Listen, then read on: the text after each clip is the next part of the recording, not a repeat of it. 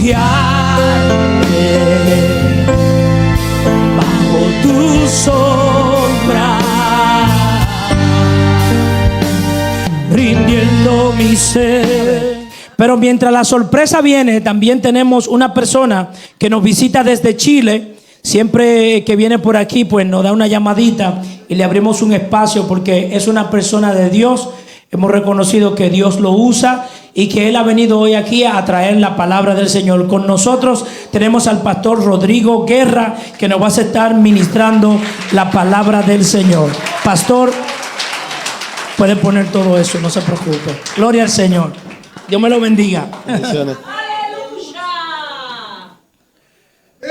Gracias, Señor. ¿Cómo están? Bien. Bien, qué bueno. Es una alegría para mí el poder estar esta mañana junto a usted. Es una bendición estar junto al pastor Juan, su esposa, y esta invitación que me hacen para estar compartiendo con usted la palabra de Dios. No hay nada más importante que la presencia del Señor entre nosotros, hermano. Por lo cual yo paso a segundo plano. Sí, aquí lo más importante es la presencia de Dios. Él está entre nosotros y gracias al Señor porque Él es la palabra viviente. La Biblia dice que Jesús es la palabra y la palabra es Jesús. Y cuando nosotros tenemos este gran anhelo de predicar la palabra, sencillamente estamos hablando de Jesús. Y cuando hablamos de Jesús es lo que inunda nuestros corazones. Por lo cual creo que cada uno de nosotros siempre debe estar dispuesto con un corazón enseñable de recibir palabra de Dios en su vida. Dicho esto, felicito también a la iglesia por sus 12 años, 12 años ya de ministerio ya. Qué lindo. Felicidades a los pastores, hacen un hermoso trabajo. El trabajo pastoral, hermano, es difícil. No es un trabajo sencillo. Sobre todo cuando hay pastores que son bivocacionales, que atienden sus trabajos y también atienden la obra del Señor. Eso ya tiene un doble mérito. Yo estuve pastoreando cuando comencé mi ministerio hace 30 años atrás. También estuve pastoreando por 10 años la iglesia juntamente con un centro de rehabilitación para jóvenes con problemas de adicción que tuvimos también por 10 años. Ya en los últimos 10 años con mi esposa fuimos llamados a las misiones. Teníamos una iglesia linda, preciosa, pero de pronto Dios habló a nuestros corazones y nos llamó a las misiones. Y con mi esposa entregamos la iglesia, preparamos una linda pareja de pastores que hoy por hoy pastorean la iglesia. Y es increíble, hermano, cómo Dios obra. Y uno entiende los propósitos y los llamados de Dios en su vida. Como le decía yo, perfectamente muchas veces uno podría estar en su zona de confort, muy tranquilo, haciendo lo que uno hace y quizás, entre comillas, uno podría decir, no lo hago mal, lo estoy haciendo bien. Y sería una hermosa zona de confort. Y justamente cuando con mi esposa hace 10 años atrás comenzamos esta obra nueva ahí en una ciudad en Chile llamada Talca, el hombre que era mi peor enemigo en ese momento, porque él no quería nada conmigo, su esposa estaba con todo el power. Cuando comenzamos la iglesia ahí eran 3 matrimonios y estaban con todo el power. Pero el esposo de ella no quería nada conmigo, hermano. Ves que me veía llegar ahí, era como que él viera a su peor enemigo. Era toda la oposición que usted podría ver en esa persona. De pronto, hermano, por esas cosas del Señor, él tuvo un cáncer. Se le diagnosticó un cáncer grande en su estómago, con metástasis en todo su estómago. junto a su esposa nos pusimos a orar y un día Dios me habló y me dijo, lo que Él tiene no es para muerte, es para que yo sea glorificado en Él. Con mi esposa y junto a Berito, que era la esposa de él, comenzamos a orar y al cabo de 2 años él recibe una sanidad total en su estómago. Comenzamos un trabajo de formación en él y hoy día él junto a su esposa son los pastores de la iglesia.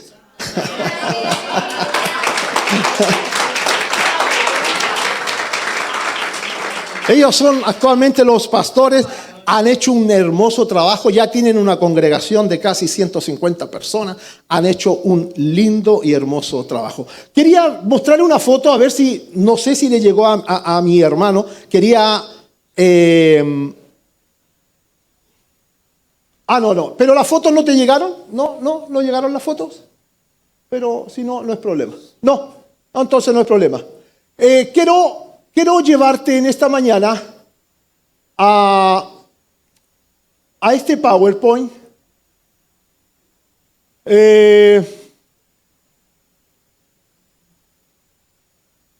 No, eran unas fotos que te mandé, le había mandado a Alex al correo, pero no, si no es problema, no te preocupes. Cuando Dios, hermano, pone la palabra en el corazón de nuestras vidas, siempre va a ir acompañada de un propósito. Recuerda esto, cuando Dios nos llama, siempre ese llamado va a ir acompañado de un propósito. Por eso te contaba esto recién acerca de José, porque este hermano que hoy es pastor, porque el llamado de Dios en su vida, no importa cuál sea la condición la cual uno experimente, siempre va a ir acompañada de un propósito. Y tú eres un propósito. Y Dios te trajo y te puso en este lugar con un propósito. Dios te llamó a este lugar con un propósito y la responsabilidad que nosotros tenemos es descubrir cuál es ese propósito en mí. ¿Será que Dios sencillamente me quiere para yo asistir a la iglesia 2 o 3 días en la semana? ¿Será que Dios solamente me quiere para asistir a la iglesia? ¿O será que Dios quiere cumplir un propósito en mí? Hermano, nunca olvide que todos somos un propósito para Dios. Y no importa de la forma o la manera en cómo tú lo ejecutes. La Biblia, el apóstol enseña, dice, ¿van a ser todos apóstoles? No van a ser todos apóstoles. ¿Van a ser todos profetas? Tampoco. Dice, pero cada uno puede llevar a cabo el don de Dios en su vida. Cada uno puede llevar a cabo ese don. Y Dios quiere llevarlo a través de ti. Ahora, lo importante en esto es cuánto de mí yo tengo en disponibilidad para que Dios lo haga. O sea, Dios pone el llamado en mí, pero ahora depende de mí cuán dispuesto estoy yo en ejecutar ese llamado. Esto es como, yo sé que a lo mejor usted ya lo conoce, es como la parábola de los talentos. La Biblia dice que Dios entrega talentos, a uno dice entrega un talento, a otro entrega 2 y a otro entrega 5. Ahora yo siempre me he preguntado por qué Dios no le dio a los 3 igual. ¿Por qué Dios no le dio a los 3 1, a los 3 2 o a los 3 5? A uno le dio 1, a otro 2, a otro 5. Esa es la soberanía de Dios, porque Dios jamás va a poner más carga de la que usted y yo no podamos llevar.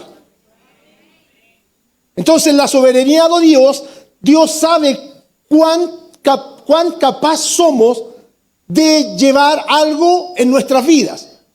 Dios puso un talento en los pastores Juan, su esposa. Dios puso un talento en su vida. Dios puso un talento en los ministros de la alabanza. Dios puso un talento en cada uno de nosotros. Ahora, no importa cuántos talentos sean.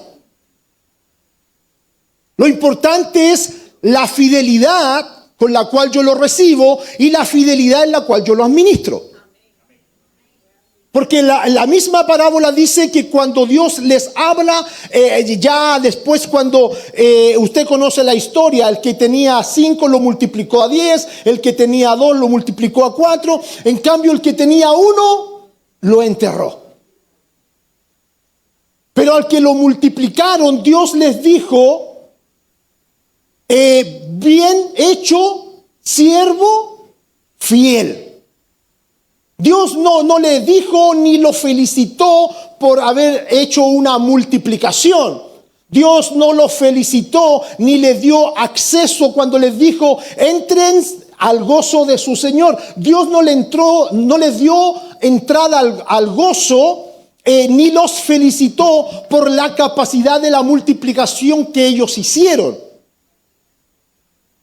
sino que les dio el acceso a causa del servicio y la fidelidad por lo cual lo ejecutaron. No sé si me entiende ese punto. Lo que te quiero decir es que Dios no mide tus éxitos. Dios no mide tus logros. Dios mide tu servicio y tu fidelidad. Esa es la vara de medición que Dios tiene, por lo cual el que recibió 1, no se trataba de que él tenía 1 y que por cuanto tenía 1 podría ser menos del que recibió 5. Sencillamente, si él recibió 1, tenía que haber sido fiel en el servicio, sencillamente para administrarlo. Por eso, hermano, cada uno de nosotros hemos recibido el llamado de Dios. Ahora depende de cada uno de nosotros cómo lo administramos. Por eso el apóstol Pablo dice, el fundamento ya está puesto que es Cristo, pero ahora cada uno de nosotros mire cómo sobreedifica. Y esa sobreedificación ya depende de usted y de mí. Abraham Lincoln decía en su biografía, si usted me da 6 horas para cortar un árbol, yo invierto 4 en afilar el hacha.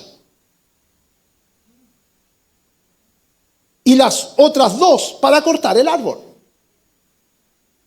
O sea, lo que él está diciendo es que en un 80% usted debe invertir en su preparación, en su formación, y un 20% en la ejecución de la acción. Ahora, el problema es que a nosotros, hermanos, de pronto nos pica el cuerpo cuando se trata de formación. Nos pica el cuerpo, nos da sueño, nos viene el cansancio cuando se trata de la formación. Y de hecho, la formación, una de las características de la formación es que ella también trae disciplina. Y la Biblia, la carta a los Hebreos dice que ninguna disciplina es causa de gozo. Pero dice que es necesaria para la formación de cada uno de nosotros. Entonces creo que no hay nada más importante en el tiempo en el cual usted tiene que ser formado, o nosotros tenemos que ser formados para ejecutar el llamado y el plan de Dios sobre nuestras vidas. ¿Por qué? Porque usted no puede llevar a alguien a un lugar donde usted no estuvo primero. Entonces, si usted comienza a hablarle acerca del amor de Dios en la vida de alguien, usted comienza a hablar acerca de la importancia del perdón, usted tuvo que estar allá primero para poder hablar acerca del perdón. De lo contrario, usted no puede decir aquello, porque usted no ha hecho ese viaje. Quiero, a ver si ahora vamos al power.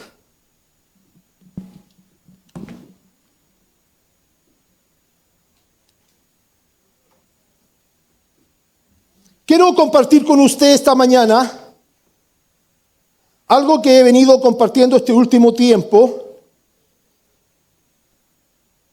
que es la importancia de Dios,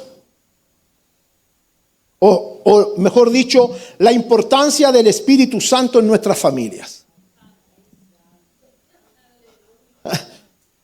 Es importantísimo, hermano, entender que el propósito de Dios es que familias vivan en plenitud en la llenura del Espíritu Santo. Yo el año pasado estuve compartiendo aquí un tema acerca del Espíritu Santo, pero he ido ahondando este tema y ya hay un énfasis en la persona de Dios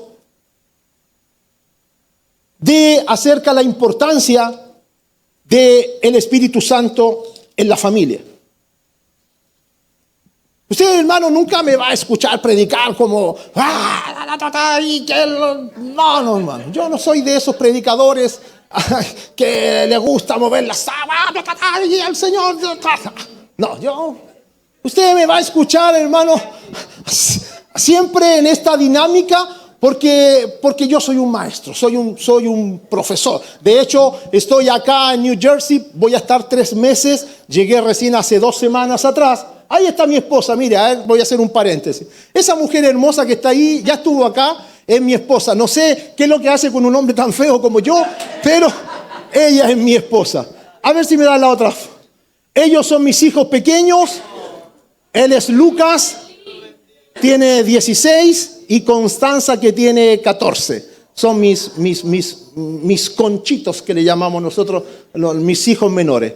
Ella es mi hija ya de 29 años, con su esposo Mauricio y mis 2 nietecitos, Julieta y mi Simón. Ellos son el Simón. Y él es mi hijo mayor, Rodrigo, junto a su esposa Diana, ella es ecuatoriana. Y mis 2 nietecitos también, Eliet y... ¡Ay, se me fue el nombre! El pata de... Bueno, lo que pasa es que Efraín se llama Efraín, pero nunca le digo Efraín, yo siempre digo pata de patín. Entonces, por eso, de repente cuando voy al nombre, siempre le digo pata de patín, pero es Efraín. En esta misma ciudad que le estaba haciendo mención, en pleno invierno, hermano, hay lugares muy precarios, extremadamente precarios, donde en más de alguna oportunidad a mi esposa, por ejemplo, se ha sacado sus zapatos para abrigar los pies de alguien más.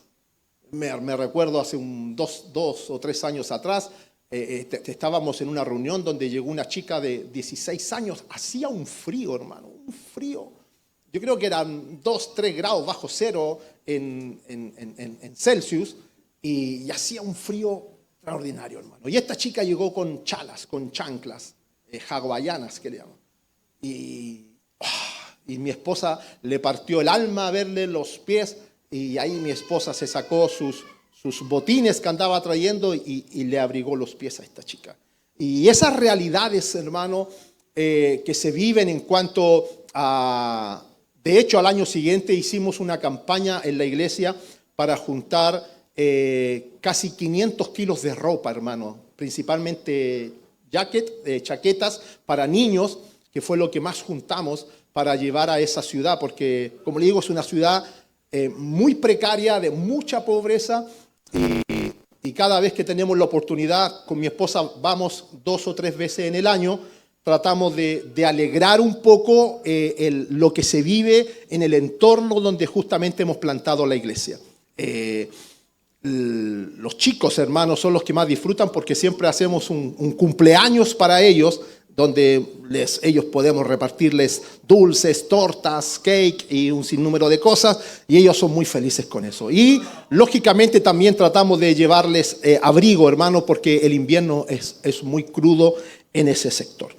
Entonces, a mí, hermano, como les decía, 10 años atrás, junto a mi esposa, Dios nos llamó a las misiones, nos sacó de la zona de confort que teníamos ahí como pastores de la iglesia y empezamos a involucrarnos a tiempo completo en la obra del ministerio, en las misiones. Hoy por hoy, nosotros vivimos 100% dedicado al ministerio junto a mi esposa. De hecho, ella en esta misma mañana está predicando en una iglesia allá en Chile, al sur de Chile, en la iglesia de Talca, y justamente es una iglesia que también formamos con mi esposa, y le decía recién del pastor que tenía cáncer, está justamente predicando en la iglesia que son nuestros hijos espirituales, pero con mi esposa estamos dedicados de lleno a esto, hermano. No somos pastores asalariados, no tenemos salario, simplemente nuestro ministerio es un ministerio de fe y hasta el momento Dios ha sido muy fiel, hermano. Dios ha sido fiel, hermano. Yo no sé si, me quiero ir, no, me voy a ir del tema, pero es bueno que se lo cuente, hermano, para aumentar su fe. En una de los viajes misioneros que me tocó hacer,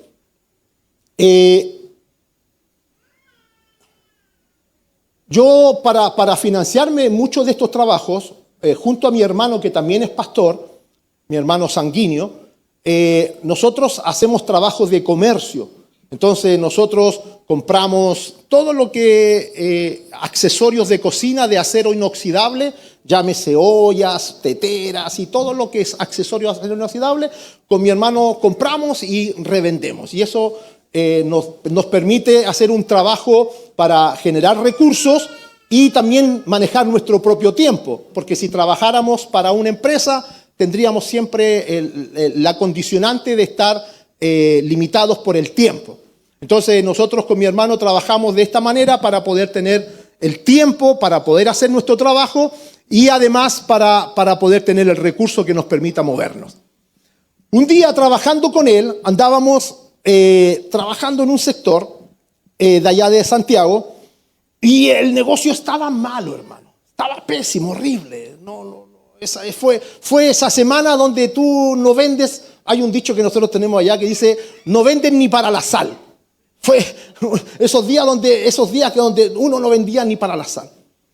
Y estaba yo justamente sentado, me senté literalmente en la cuneta, hermano, de la calle. Estaba tan cansado, hermano, y me senté en la cuneta y me tomaba la cabeza. Estábamos trabajando en un sector que está cerca del aeropuerto y vi de pronto despegar un avión y yo dije, ay, Señor, algún día me llevarás a las naciones a predicar tu palabra, y estaba eso en mi corazón.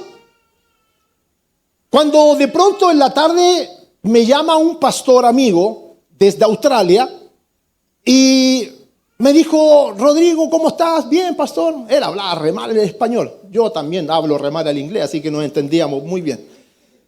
Entonces, él me decía, tengo un amigo que es amigo de otro amigo que va para Chile. En realidad dijo, no va para Chile, va a Estados Unidos a una conferencia, pero necesita pasar por Chile. Me dijo, ¿tú lo podrías recibir? Yo dije, Señor, el negocio está tan re malo. Además, ese fin de semana, junto a mi esposa, teníamos que ir a un viaje al sur de Chile para un evento evangelístico de un pastor amigo. Y yo le dije, pastor, ¿sabes qué? Estoy complicadísimo esta semana porque tengo que ir al sur. No le dije que estaba complicado económicamente, pero le dije que estaba complicado por el tiempo. Él me dijo, no te preocupes, dijo, él va a ir para allá y yo sé que él se va a adaptar. Ok. Cuando llegó el día viernes, el jueves en la tarde para ir a buscarlo al aeropuerto, yo estaba ahí con mi letrerito, ahí con ese letrero típico, permiso, ese letrero que uno se pone en el aeropuerto, ahí con el nombre de este pastor. Él se llamaba Sacha Alexander. Y yo estaba ahí esperando al pastor Sacha y de pronto aparece un hombre chiquitito, así que no tenía ni pinta de australiano, hermano, porque era así de este tamaño. Y de pronto así como era como medio rugbyista, así como que jugaba rugby y venía caminando así. Y llegó al lado mío y me dijo, hola, yo soy Sacha, en inglés. Y yo ahí, como le digo, en ese tiempo, le estoy hablando 12 años atrás, perdón, yo no la entendía mucho. De pronto llegamos ahí a un counter de radiotaxis y el chico que trabajaba ahí nos ayudó un poco en entendernos, porque yo no sabía que venía a Chile. Él me dijo, soy socio del Hotel Sheraton, quiero ir al Sheraton. Ok, nos fuimos en el mismo radiotaxi al Sheraton y en el Sheraton el chico ahí que estaba ahí en recepción fue nuestro traductor. Ahí yo le expliqué a él que yo iba al sur por el otro día y tenía un viaje así que que me disculpara por no atenderlo el fin de semana. Y él me dijo, yo quiero ir contigo. Y yo entre mí lo primero que pensé, dije, chuta, tengo solamente para el pasaje mío y de mi esposa, y aparte voy a tener que pagar el pasaje a él. Y yo le dije, pastor, sí, me encantaría que me acompañe. Me dijo, no, yo quiero ir contigo. Quiero rentar un auto, dijo.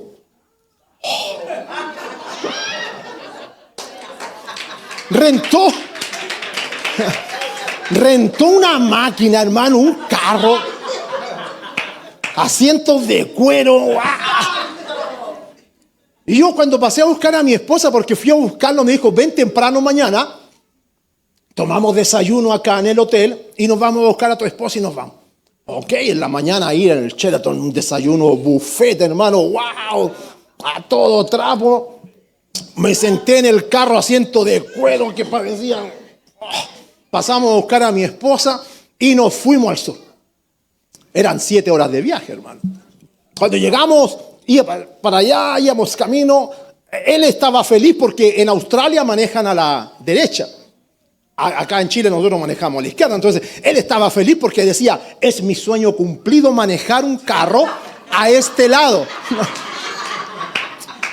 Y yo con mi libro de inglés-español, iba con mi diccionario. En ese tiempo no estaban la facilidad ahora de ir más rápido con el celular. Entonces uno con la hoja íbamos, esa era la comunicación que teníamos. Él dijo, paremos para almorzar, yo te quiero invitar a almorzar, busca un lugar, almorzamos. Y yo todavía con mi dinero de los pasajes en mi bolsillo. Y nos invitó a almorzar. Llegamos allá al sur de Chile, hermano. Y el pastor, este amigo, tenía todo preparado para esta campaña en la noche. Y era una plaza, hermano. Hacía un calor. Llegamos a eso de las 4 de la tarde. Y hacía un calor. Y a las 5 él predicaba. Trajeron un traductor. Y este traductor, cuando él predicó, él dijo, yo voy a predicar, y se puso a predicar como que si fuera, no sé, Jensen Franklin, Billy Graham, así con un power, el gringo, y predicaba y se movía para allá y para acá. Y en la plaza habían como 15 personas, hermano.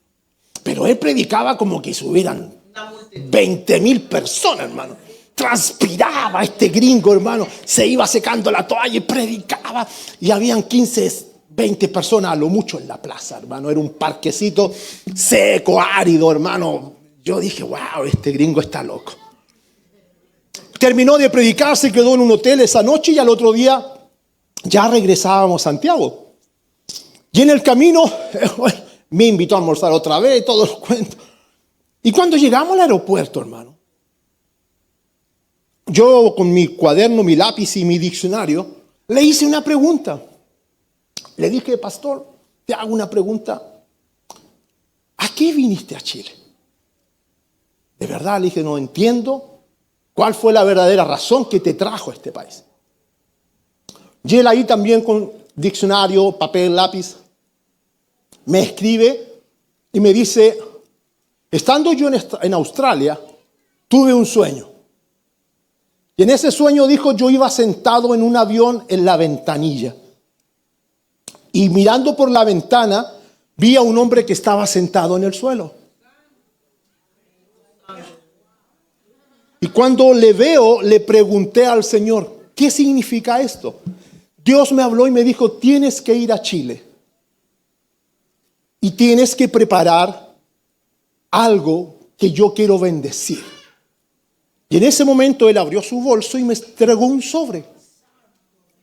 Y en ese sobre, hermano, venían $5,000.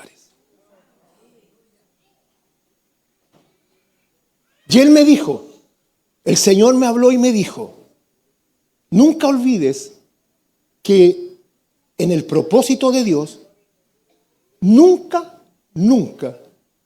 Dios va a dejar de cumplir en el llamado, también la provisión.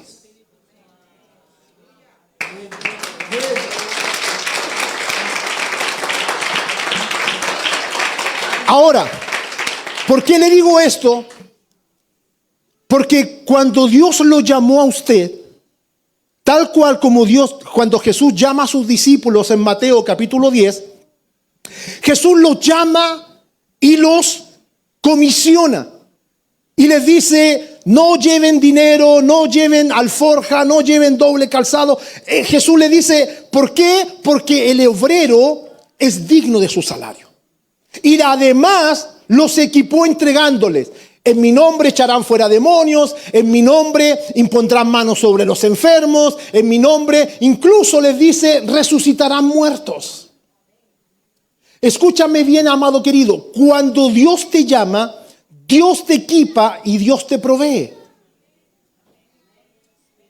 Por eso, si tú estás aquí esta mañana, estás recibiendo esta buena noticia. ¿Por qué? Porque en el llamado de Dios, Dios también ya te equipó.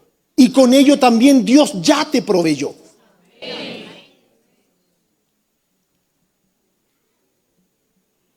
No sé si se recuerda cuando le conté la historia del barco con las galletas. Se las conté el año pasado, ¿cierto? Sí, ¿se recuerda? Cuando nosotros creemos que en el viaje era solamente galletas y queso y el pasaje lo daba todo. Estaba todo incluido. Mira, acompáñame a la Biblia en el libro de Malaquías, capítulo 4, versículo 6. Este es el último versículo del Antiguo Testamento, capítulo 4, el último capítulo y el último versículo, verso 6. Después de este versículo, hermano, se producen 400 años de silencio. Este fue el último versículo escrito en el Antiguo Testamento y de ahí en adelante se provocan 400 años de silencio de Dios para con el hombre, hasta que aparece en esencia el nacimiento de Jesús. Ahora, ¿qué es lo que dice este último versículo? ¿O qué es lo que narra el profeta Malaquías de parte de Dios en este versículo? Y dice, Él hará, hablando de un futuro, Él hará volver el corazón de los padres hacia los hijos y el corazón de los hijos hacia los padres. No sea que yo venga y hiera la tierra con maldición. ¡Wow!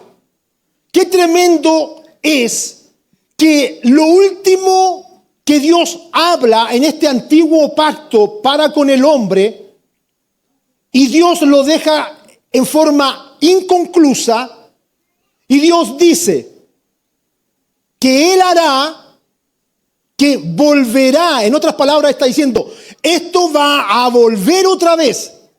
¿Por qué? Porque en el origen de Dios, en el diseño original de Dios, es que el hombre tuviera una familia en comunión. Ese es el diseño original, una familia en comunión, unida. Usted va a encontrar muchos pasajes en la Biblia acerca de la importancia de la unidad familiar. Tanto así que Dios nos responsabiliza a nosotros, los padres, hombres, llamados los sacerdotes del hogar, a que nosotros seamos responsables primeramente de nuestra casa. Salmo 128 dice que el hombre que teme a Dios, dice su familia, su esposa será como vid. ¿Usted ha visto esa vid, las parras de uvas frondosas? La esposa dice será como vid en tu casa, alrededor de tu mesa. Tus hijos, dice, serán como plantas de olivo alrededor de tu mesa. O sea, tus hijos no serán ramas secas. Tus hijos no serán una rama seca sentada alrededor de tu mesa. Tus hijos serán como una planta de olivo verdosa. El propósito de Dios es que familias estén unidas, mancomunadas ahí como un solo diseño original de Dios. Por eso cuando Dios crea al hombre y a la mujer, Dios les dice en el diseño original: fructifíquense, multiplíquense, hagan gobierno, señorío en la tierra. Después Dios les dio hijos y los bendijo en ese diseño. Ahora, ¿cuál es el punto entonces? Que el diablo ya desde el paraíso quiso quebrar este diseño de Dios en la familia. El diablo ha hecho todo lo que esté a su alcance para quebrar el diseño de Dios en lo que respecta a la familia. El mismo apóstol le da énfasis en una de las cartas al joven Timoteo, diciéndole que aquel hombre que desea ser un buen diácono en la iglesia, aquel hombre que desea ser un buen líder en la iglesia, primero debes aprender a ser un buen líder y un buen diácono en tu casa.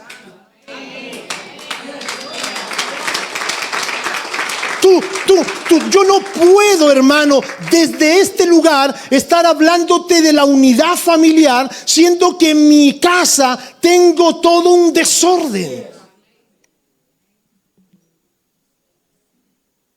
Entonces hay una necesidad en el corazón de Dios que quedó inconclusa en el Nuevo Testamento. Hay una necesidad que quedó ahí inconclusa, que Dios en su diseño original para él fue perfecto. Lo bendijo el Señor, pero con el correr de los tiempos, esta unidad familiar que debiera haber sido la imagen de Dios en la tierra, porque eso es el diseño de Dios, que usted y yo seamos la imagen de Dios aquí en la tierra.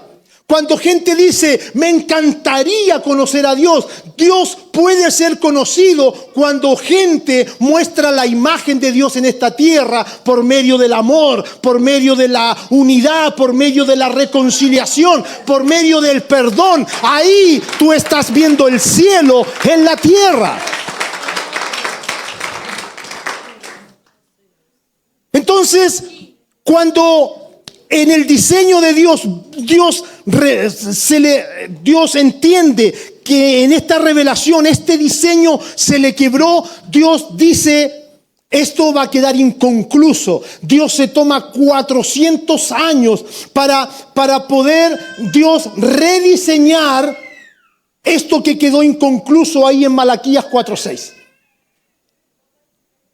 Dios no dejó inconcluso la manera en cómo el hombre podría ser más próspero.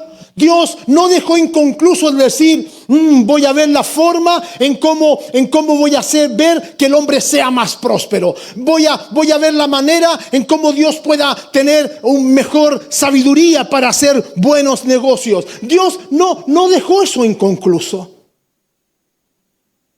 Lo que Dios ve que quedó como inconcluso es, voy a hacer volver. Dios se toma y dice, voy a hacer volver el corazón de los padres hacia los hijos y el de los hijos hacia los padres. Dios dice, voy a hacer volver otra vez a que la familia sea una familia que evidencie la gloria de Dios aquí en la tierra. Por eso me encanta la analogía que hace Pablo ahí en la carta a los Efesios acerca del matrimonio, cuando dice a los maridos, marido, amad a vuestras mujeres, así como Cristo amó a la iglesia. Y me encanta lo que él dice, porque cuando Cristo ama a la iglesia es porque estamos hablando de un Cristo que tuvo la capacidad de morir por nosotros. Y cuando hace esa comparación al marido diciendo, ama a tu esposa como Cristo amó a la iglesia, en otras palabras le está diciendo, así como Cristo murió por la novia que es la iglesia, así tú también debes morir por la tuya. Pero habemos hombres egoístas.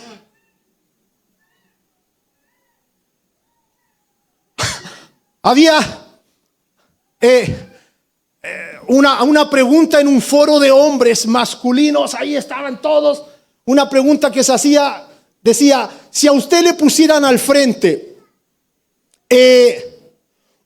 un fin de semana en un rancho con su esposa, era la primera opción. Y la segunda opción, un buen asado o barbecue. Acá es a barbecue o asado, es barbecue. La primera opción, un fin de semana con tu esposa en un rancho, en un resort. La otra opción, un buen asado con tus amigos, una buena barbecue con tus amigos. Bueno, el 63% dijo, queremos la carne término medio, y el otro 37% dijeron, la queremos bien cocida.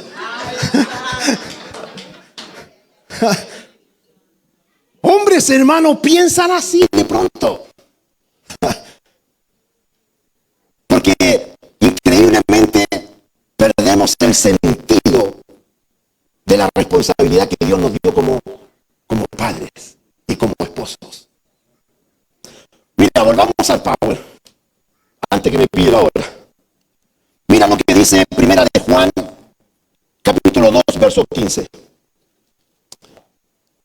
Primera de Juan, capítulo 2, verso 15.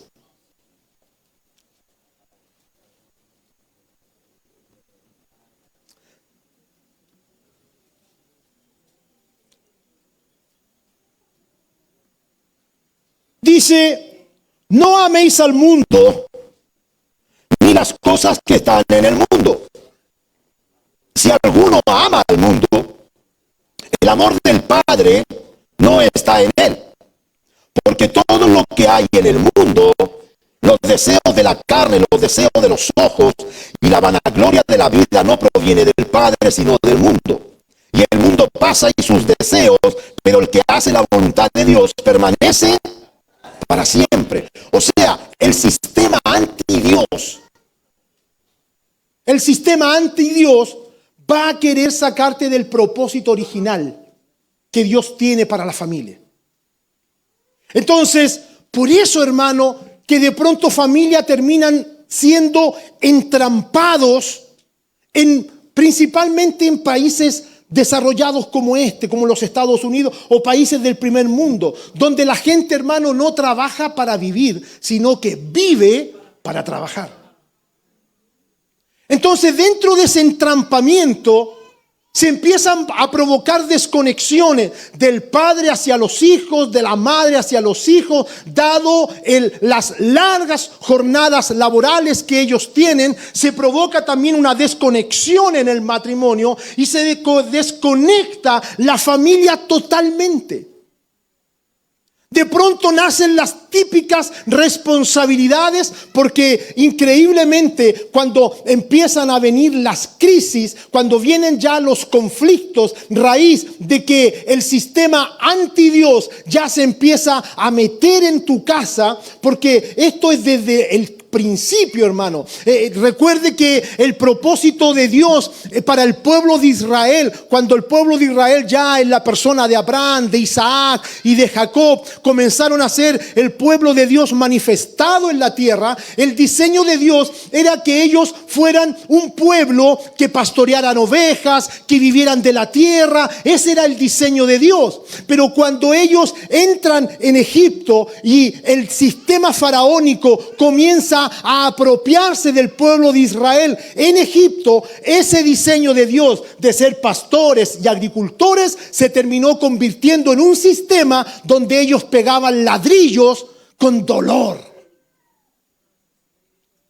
O sea, ese diseño de Dios, que el hombre viviera y produjera de la tierra, se terminó convirtiendo en un diseño donde ellos, con amargura de espíritu, narra la Biblia, pegaban ladrillo tras ladrillo.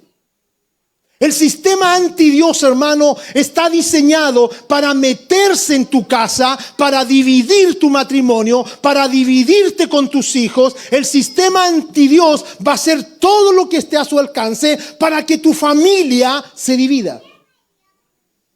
Pero es ahí donde nosotros como hombres y mujeres de Dios debemos pararnos, levantarnos, como en su momento lo dijo Josué. Josué se empezó a dar cuenta de esto cuando las familias que estaban a su alrededor comenzaron a buscar otra forma de vida, empezaron a tener otro tipo de fe y dijeron: vamos a seguir a este Dios, vamos a seguir mejor a este otro Dios. Y Josué dijo: si ustedes quieren ir en pos de otros dioses, tienen toda la legalidad de poder hacerlo, pero yo y mi casa serviremos al Señor. Yo y mi casa vamos a seguir firme en nuestra decisión.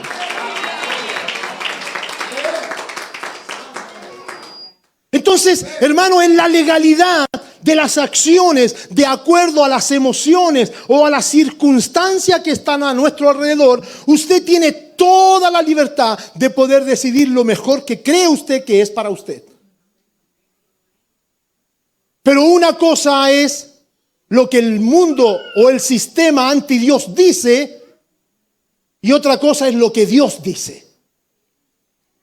El sistema dice: trabaja, trabaja, trabaja para tener más. Y Dios dice: busca mi reino y mi justicia, y todas las cosas te van a ser añadidas. El sistema del mundo dice: guarda, ahorra, guarda, encierra tu puño, no sueltes. Pero el sistema de Dios dice: el que da generosamente, generosamente también se le dará. Ahora somos nosotros los que tenemos la capacidad y la legalidad de decidir qué es lo mejor que mi familia necesita. Volvamos al Power, por favor. Mira lo que dice ahí en el primer Power, el otro.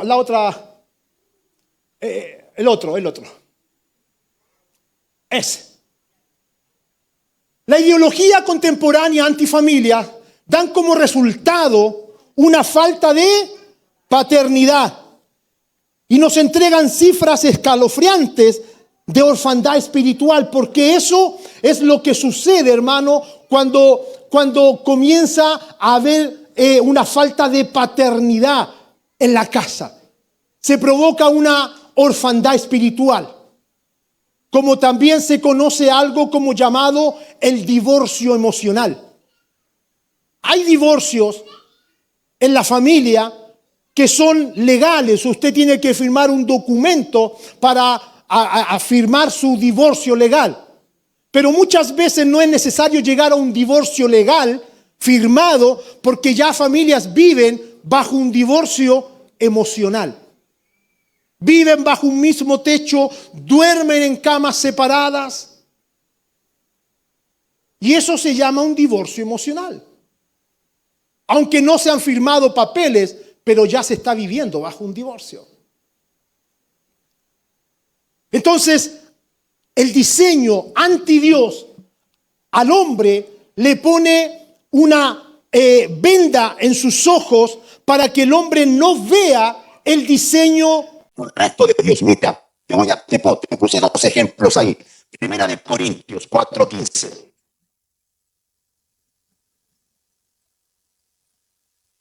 Mira lo que dice este versículo y lo que Pablo habla acerca de la importancia de tener una paternidad espiritual, porque una paternidad espiritual te ilumina, te da sabiduría, consejo.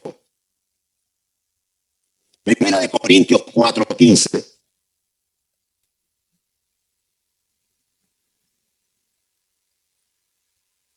Dice: porque aunque tengáis 10,000 ayos, eso quiere decir maestros, ayos, gente que enseña, aunque tengáis 10,000 ayos en Cristo, no tendréis muchos padres, pues en Cristo Jesús yo os engendré por medio del Evangelio. Mira, Pablo dice: ustedes pueden tener, hablándole a la iglesia de Corintios, ustedes pueden tener muchos maestros, muchos tutores, muchos ayos, pero padre espiritual van a tener uno solo.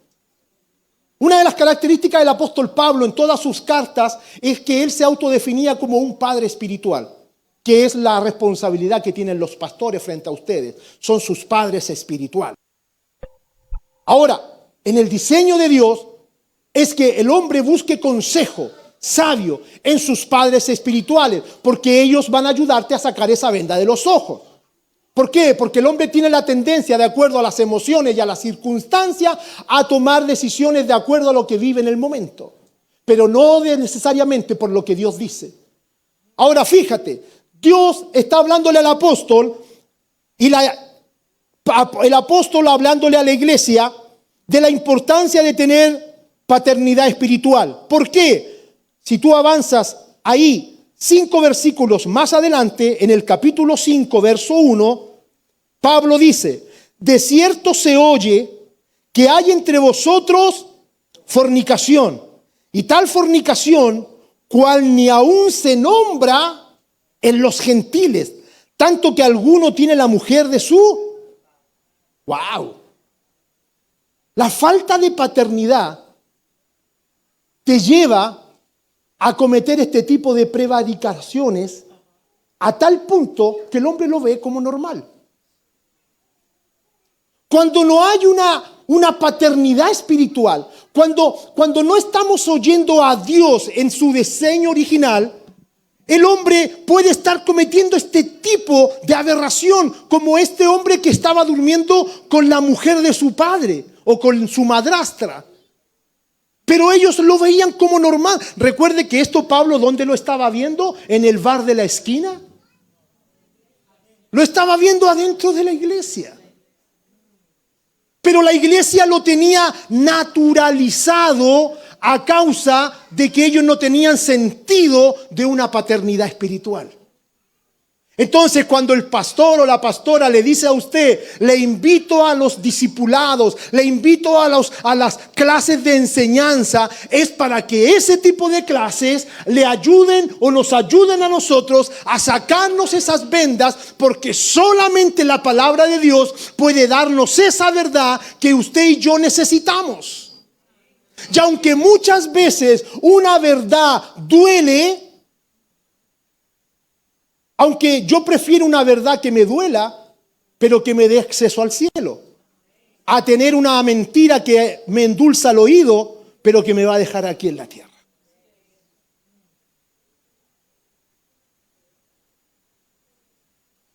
Entonces, la importancia de que el Espíritu de Dios se vaya forjando en nosotros, nos va a revelar la naturaleza del Padre como familia.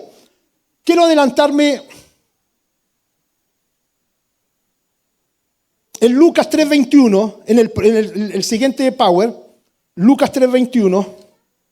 Vamos a ir adelantando algunos, porque no me va a dar el tiempo para terminarlo todo.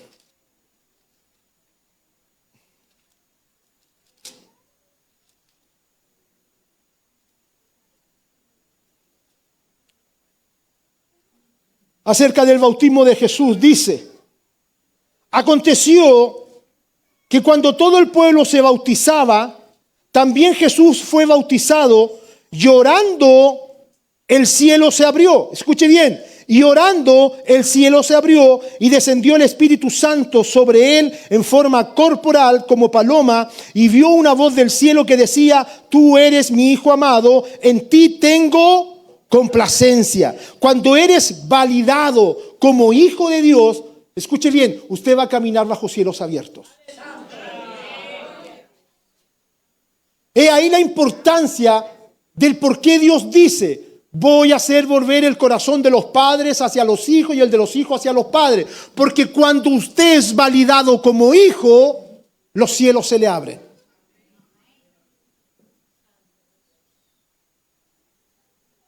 Mira, en Hechos 2:17,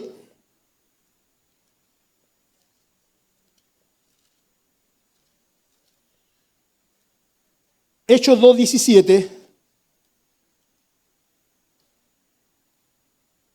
hablando el apóstol Pedro después de la llenura del Espíritu Santo, ahí en el aposento alto, dice: y en los postreros días, dice Dios, derramaré de mi espíritu sobre toda carne, y vuestros hijos y vuestras hijas profetizarán. Vuestros jóvenes verán visiones y vuestros ancianos soñarán sueños. El propósito de Dios, como dijo el mismo apóstol, el propósito de Dios en los postreros días está hablando de algo que se había profetizado anteriormente por medio de Isaías, pero que está relacionado con lo que habla Malaquías de volver el corazón de los padres hacia los hijos. ¿Por qué? Porque Dios dice que en esos postreros tiempos tus hijos, tus hijas profetizarían. Tus jóvenes, ellos, los jóvenes, profetizarán.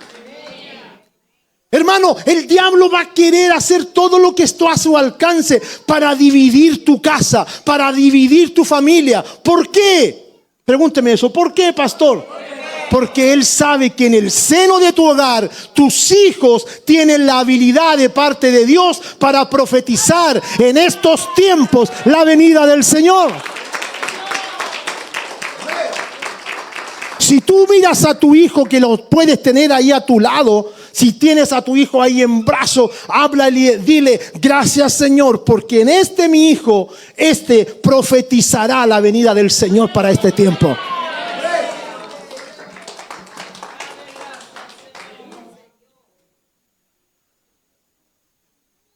Cuando Cornelio, hermano, en el capítulo 10, verso 1, Cornelio tenía varias cualidades o atributos. La Biblia narra, no se lo voy a leer completo, pero la Biblia narra en el capítulo 10 del libro de los Hechos que Cornelio era un varón casi perfecto. Era piadoso, era temeroso de Dios con su casa, era dadivoso, oraba a Dios siempre. Pero Dios necesitaba llevarlo a un nivel más alto por medio del Espíritu Santo para traer la llenura de Dios a su casa. Él era piadoso, temeroso con toda su casa y hacía muchas limosnas al pueblo y oraba a Dios siempre. Pero Dios necesitaba aún así llevarlo a un nivel más alto. Por eso es que Dios puso a Pedro en su camino, porque cuando Pedro comenzó a administrar la casa de Pedro, dice que toda su familia, él y toda su familia fueron llenos del Espíritu Santo. Hermano, Dios necesita a usted y a mí. Cuando hemos recibido el llamado de Dios, Dios necesita ahora ir posicionándonos en lugares donde usted y yo vamos a evidenciar la naturaleza de Dios aquí en la tierra como familia. Gente necesita ver a Dios, gente necesita conocer el cielo a través de usted como familia. Cuando Jesús dijo: yo soy el camino, yo soy la verdad y yo soy la vida, Él está hablando de 3 niveles de crecimiento. ¿Cómo es eso, pastor? Cuando se recuerda que la Biblia dice en el libro de los Hebreos que Jesús es el tabernáculo viviente. Él es el tabernáculo viviente. Entonces, para eso usted tiene que ir al antiguo pacto y ver el tabernáculo de Moisés. Y el tabernáculo de Moisés tenía 3 entradas. En la primera entrada estaba el atrio, ¿cierto? Donde estaba el altar del sacrificio y el lavacro. Y todo el mundo podía llegar al atrio. Y ahí habían un cierto grupo de ministros o sacerdotes y levitas que ministraban en el altar del sacrificio las ofrendas que el pueblo traía. Pero todo el mundo tenía acceso al atrio.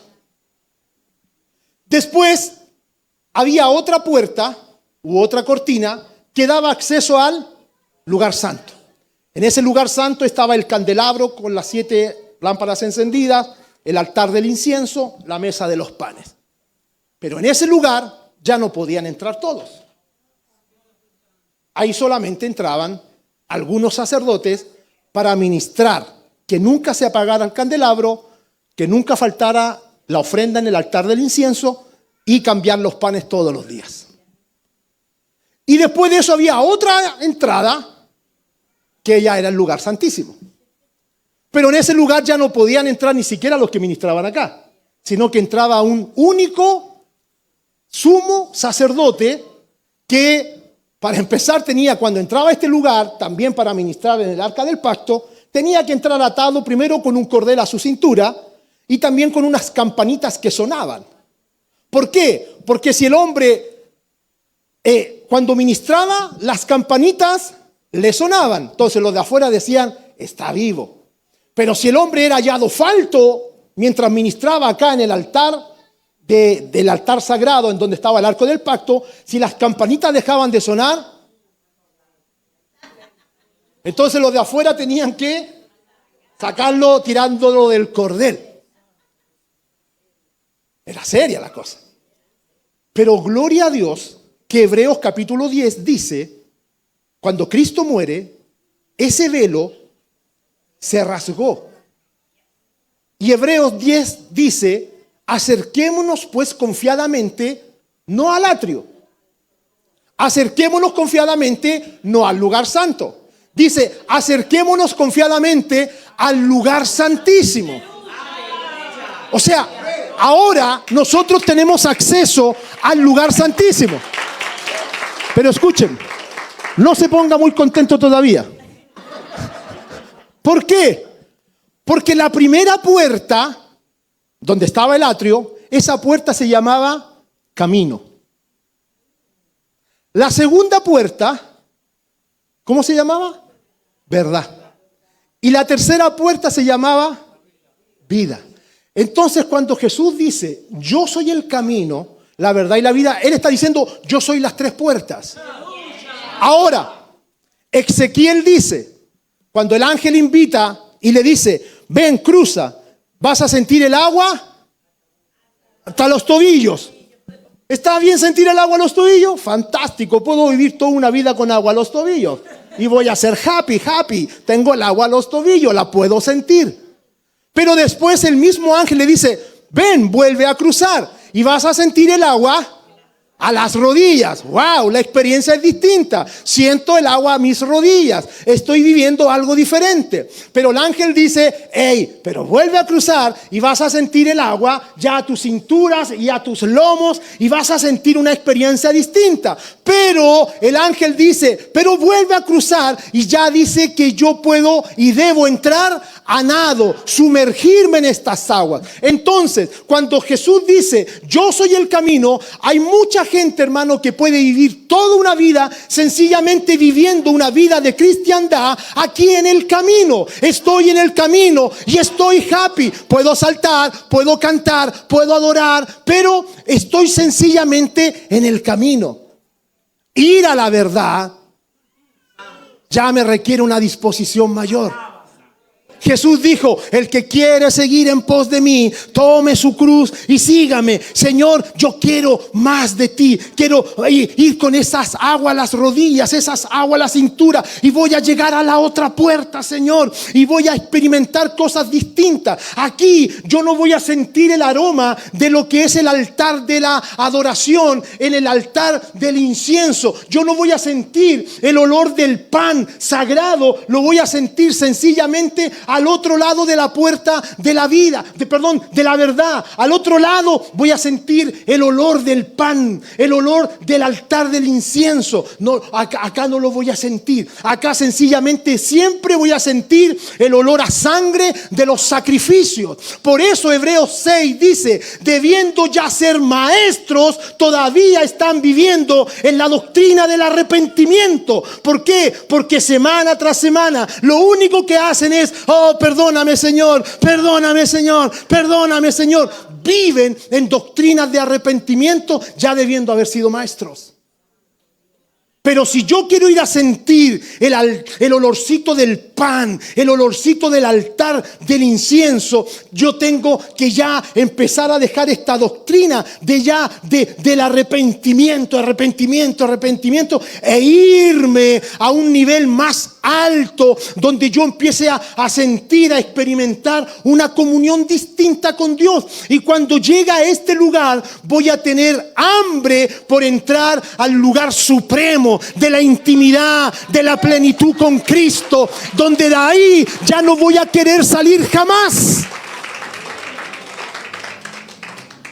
Por eso cuando usted llegue a este lugar, que es la estatura de la plenitud de Cristo, que el apóstol Pablo, donde dice que los ministerios necesitan llevarlo a nosotros como santos, cuando nosotros ya lleguemos a este lugar, jamás usted va a querer salir de aquí. ¿Qué voy a tener que volver? ¿Qué voy a querer volver allá? Si ya estoy aquí. Por eso Jesús dijo, yo soy el camino, la verdad y la vida. Cuando yo encuentro la vida aquí, hermano, yo ya no voy a querer volver para allá.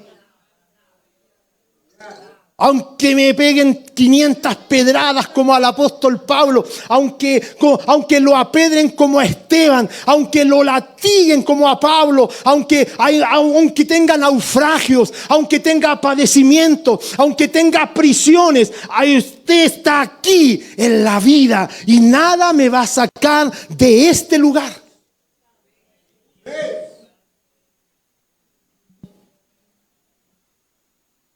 Por último, hermano,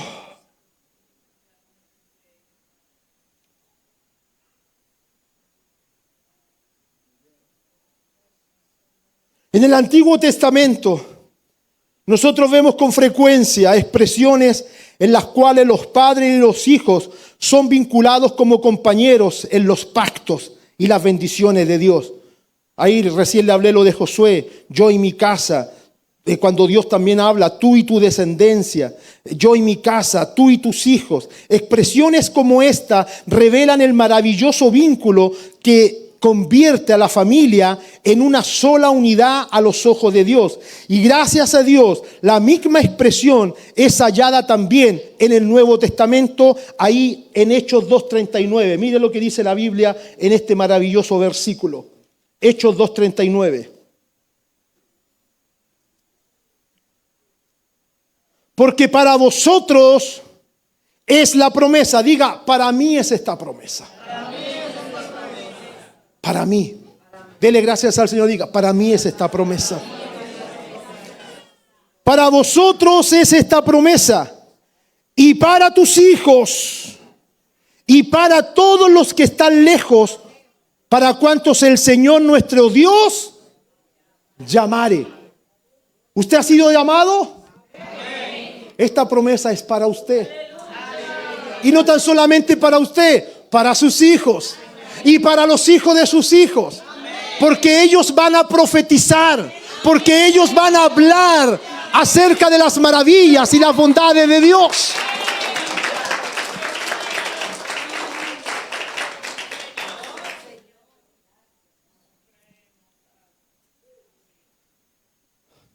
Quiero dejar ahí, hermano, porque ¿cuántos matrimonios hay aquí esta mañana? Levántenme su mano todos los matrimonios, por favor. Gloria a Dios. Me gustaría esta mañana invitar a los matrimonios, por favor, venir al altar. Venga con su esposa aquí al altar, por favor.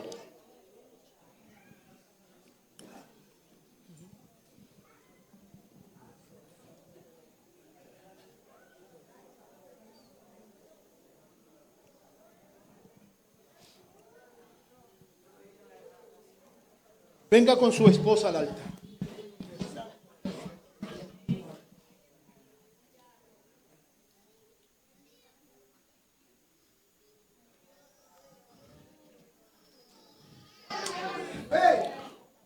¿Todos tienen más de un año de casados, 2, 5, 10.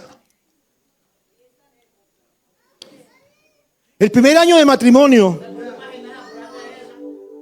El primer año de matrimonio, el hombre le dice a su esposa: mi vida, estoy bien preocupado por ti, mi amor.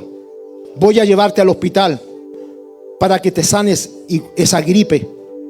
Pero no te voy a dejar comer la comida terrible del hospital. Yo te voy a mandar comida ahí de su restaurante favorito. Ya en el segundo año, el hombre dice: querida, no me gusta cómo suena tu tos. Ve a la cama. Tu papi, te va a cuidar. Yo haré cualquier cosa que aún queda por hacer. En el tercer año, amor, tal vez debes acostarte un rato. ¿Te traigo algo para comer? En el cuarto año, mira mi cielo. Después de que le des comida a los niños y laves los trastes, debes acostarte. Ya en el quinto año, mi amor, tómate unas aspirinas. Sexto año, ¿por qué no te tomas un medicamento para que esa tos que suena tanto me irrita? Y en el séptimo año, ¡basta! Deja de estornudar. ¿Qué quieres, pegarme tu gripe?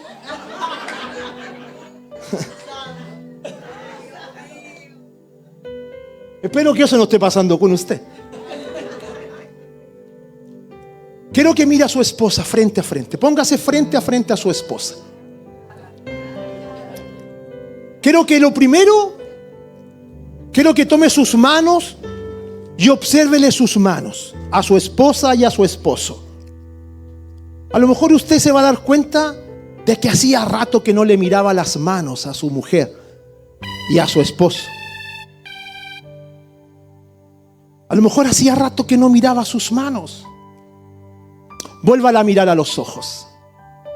Obsérvele todo su rostro.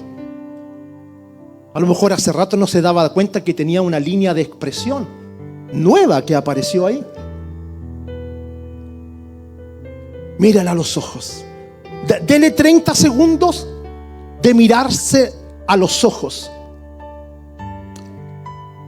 Los ojos son las ventanas de nuestra alma. Y muchas veces hablan más que nuestras propias palabras. Quiero que al mirarla a los ojos, esposos, díganle a su esposa: mi amor, dígale: mi amor, perdóname si no he sido el hombre con el cual tú soñaste. Perdóname si te he fallado tantas veces. Perdóname por aquellos momentos donde te he irritado. Mi amor, perdóname. Desde hoy en adelante, dígale a su esposa ahí, mirándola a los ojos: desde hoy en adelante haré todo lo que está a mi alcance para ser un mejor hombre para ti. Haré todo lo que está a mi alcance para hacerte la mujer más feliz de este mundo. Haré todo lo que esté en mí para darte lo mejor. Quizás no te voy a dar riquezas, pero lo que está en mi corazón te lo voy a entregar a ti, solo a ti. Esposas, díganle a su esposo ahora, mirándolo a los ojos: mi amor, perdona si no he sido la mujer que tú esperabas de mí. Perdóname si no te he comprendido en los momentos difíciles para ti. Desde hoy en adelante quiero ser una mujer que te agrade en todos los aspectos. Voy a dar lo mejor de mí para ayudarte a construir esta familia.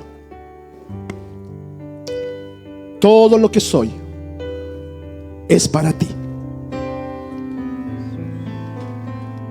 Dale un buen abrazo a tu esposa, a tu esposo. Dale un buen abrazo. Dile, te amo. Te amo. Ahora, mirándose a los ojos, díganle, vamos a hacer todo lo de nosotros. Tomados de la mano de Dios, nos comprometemos a orar juntos. Vamos a comenzar el día los dos juntos. Cuando nuestros ojos se abran, vamos a orar juntitos los dos. Vamos a darle gracias a Dios por nuestro matrimonio. Vamos a darle gracias a Dios por nuestros hijos, por nuestro hogar. Vamos a darle gracias a Dios juntitos en oración los dos. Sin Dios, nuestra familia no va a funcionar. Gracias, Señor. Ante tu altar. Gracias, Señor. Gracias. Un compromiso de Espíritu Santo. vivir en santidad. Gracias, Señor. Si hay personas que en esta mañana están con alguna necesidad, ya sea física o emocional, problemas físicos o emocionales, me gustaría que vengas al altar. Vamos a hacer una oración general para traer restauración, pedirle a Dios esa sanidad. Vamos, si tienes una necesidad, necesitas una salud física o emocional, cualquiera sea la necesidad, ven acá al frente y vamos a hacer una oración. Cuídale, Espíritu Santo. mis ojos. Todas las parejas se pueden sentar. Vamos a recibir el otro grupo que viene aquí para orar. Cuídale, mis manos. Cuídale mi corazón de todo lo malo. Gracias, Señor. De todo lo malo. No te quiero fallar jamás. Gracias, Señor. Gracias, Dios. Espíritu Santo, Señor.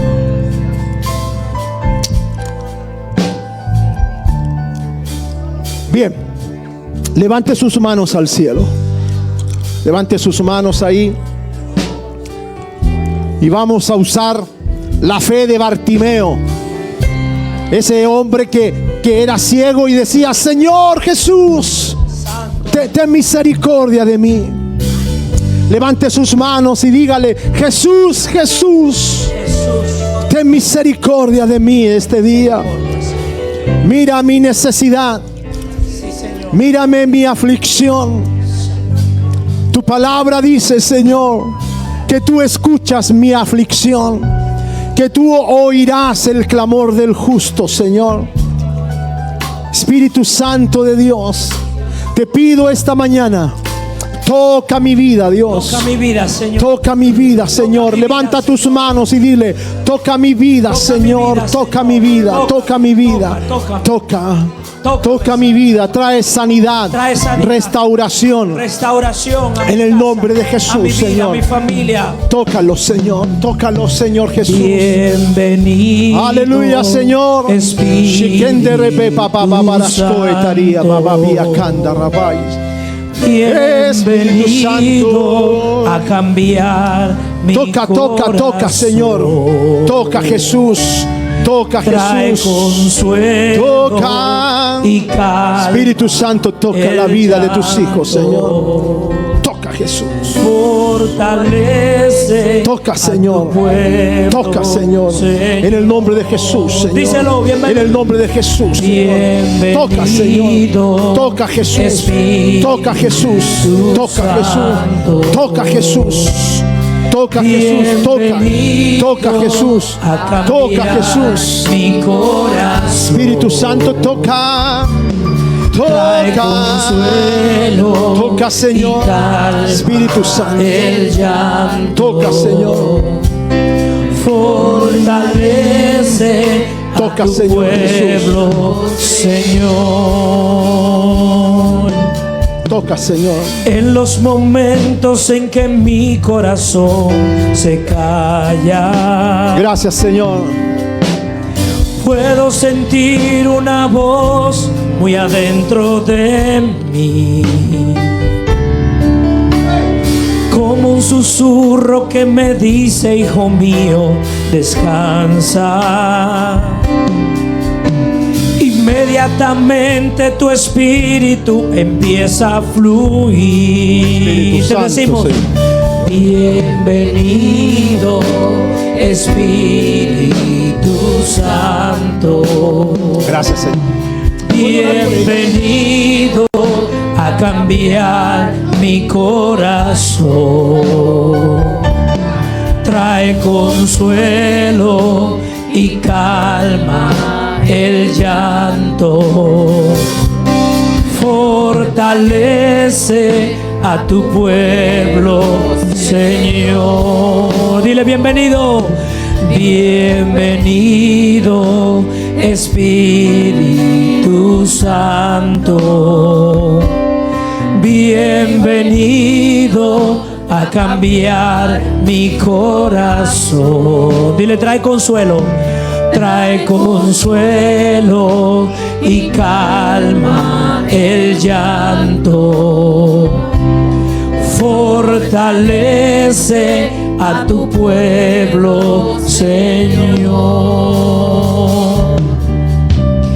En los momentos en que mi corazón se calla, puedo sentir una voz muy adentro de mí,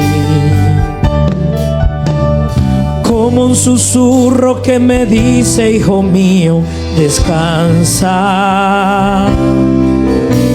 Inmediatamente tu espíritu empieza a fluir. Bienvenido Espíritu Santo. Dígale: bienvenido.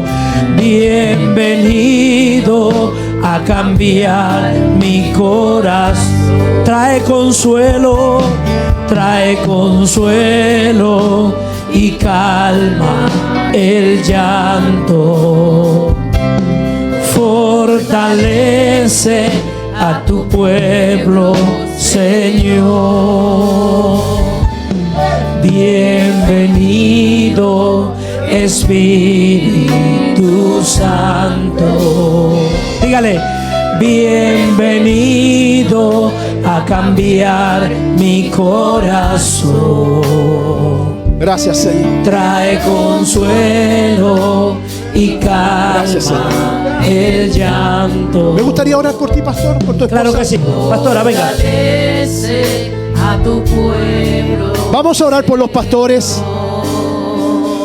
Me gustaría, miren para acá, pastor, para el otro lado, para acá, para que ellos puedan, acérquense, pongan sus manos sobre los pastores, sobre sus hombros.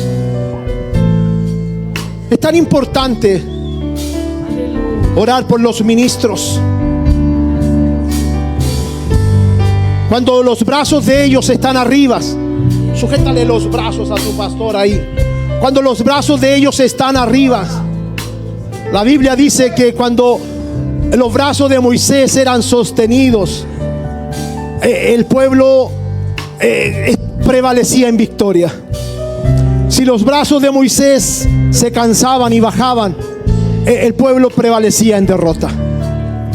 La oración de ustedes como pueblo de Dios, por sus padres espirituales, por sus pastores, es importante para mantener siempre sus brazos arriba. En ellos también hay cansancio, en ellos también hay dolor, en ellos también hay azotes y cárceles, pero de todos ellos Dios ha de darle las fuerzas para continuar predicando el evangelio. Oramos por la vida de estos hijos tuyos, Señor, ministro de Dios, y junto a la congregación extendemos nuestras manos en favor de ellos, para que a través de esta oración ellos reciban fortaleza, Señor, No oramos para que quites sus pruebas. No oramos para que quites los montes que ellos tienen que atravesar. No oramos para que quites los valles que aún les toca cruzar, Señor, porque sé que son propósitos tuyos. Pero sí oramos para que les des las fuerzas para que ellos los atraviesen. Sí oramos para que tú les des la sabiduría para el momento oportuno. Sí oramos para que tú, Señor, te reveles a sus corazones.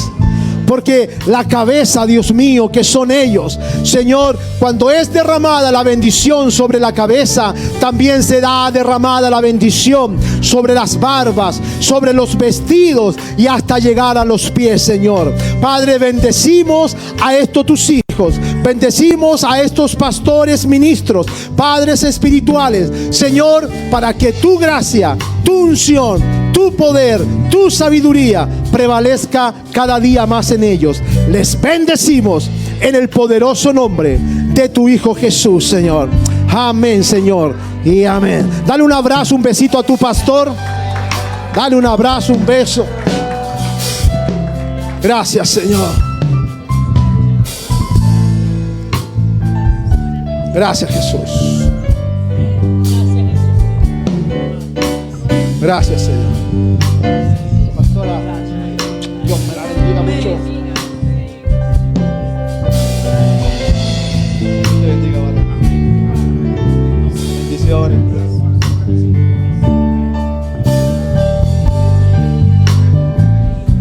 Gracias.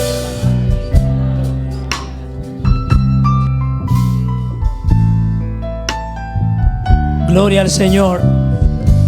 Hermano, Dios ha hablado a nuestras vidas de una manera para afianzar nuestras casas, nuestra familia, nuestros matrimonios, el ministerio, todo.